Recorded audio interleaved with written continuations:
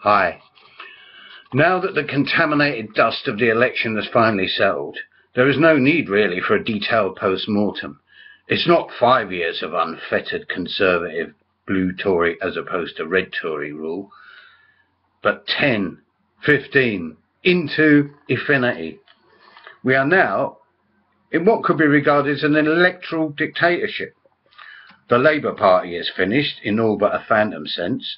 Their leadership contest is just a selection of dull non-entities. Andy Burnham, Liz Kendall and Chucker has seen what way the wind is blowing and chucked it in. Even Owen Jones is unable to garner any enthusiasm for the wannabes as they spout their unconvincing garbage about being business-friendly, aspirational, the middle of the road. Well, let them stay in the middle of the road where they belong, along with the squashed hedgehogs. The unions, as a pole of opposition, are likewise in a state of disintegration, soon to be reduced to a shrinking white-collar public sector rump.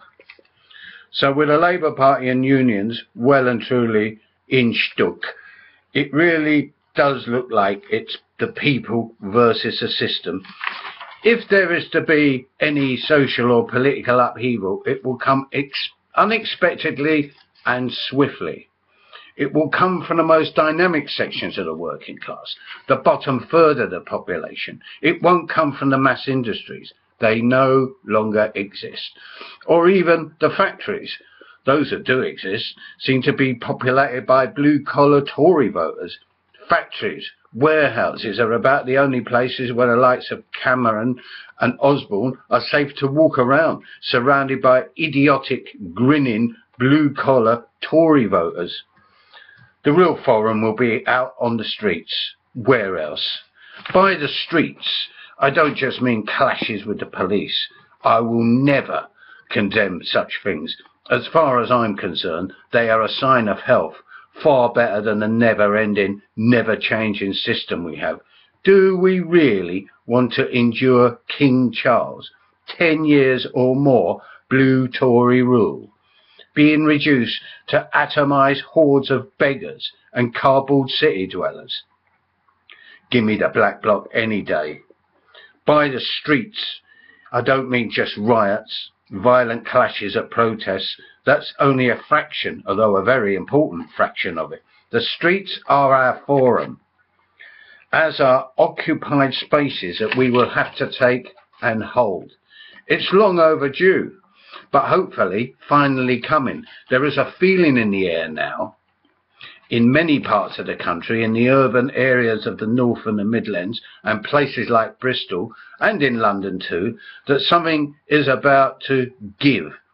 It's true. It's difficult to put your finger on it, to come up with anything precise, but it doesn't bode well for the political establishment, blue or pink or red, whose first rather than last line of defence seems to be these days the riot police.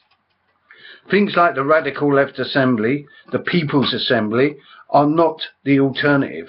They are merely Trotskyite fronts dressed in contemporary fashion.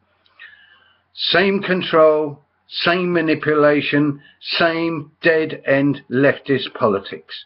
Don't mourn, organise. Who's mourning? The government got in. Big deal. A decade of moving back to Labour? Forget it. Organise for what? These are the same old crap slogans. Forget it. A lot of people are looking forward to the People's Assembly gathering outside the Bank of England on Saturday, June the 20th. Ultimate destination, thus far, unknown. Last year's manifesto was the same old, as predicted, dreary A to B march, same boring speeches uncritically applauded by the sheep. I think this year may be, contrary to the wishes of the organisers, somewhat different. There are certainly many dissatisfied people coming from all over the country, hoping to meet others of an identical disposition, to link up, and to go beyond anything the left has to offer, which is, apart from empty slogans and dead ideas, is nothing. The streets could become a real spontaneous forum that day, a meeting place of class anger, something that could spread back beyond the capital and beyond that day. If it does, it will be nothing to do with a dead hand of the People's Pseudo-Assembly, but will manifest itself in spontaneous street assemblies and in occupied places. Why, there may even be kick-offs elsewhere as well. As I said, that's not something to be regretted. After all, we're not the bloody Broom Brigade. So see you there, on the streets, on the 20th, health permitting, of course. And remember, keep it spiky.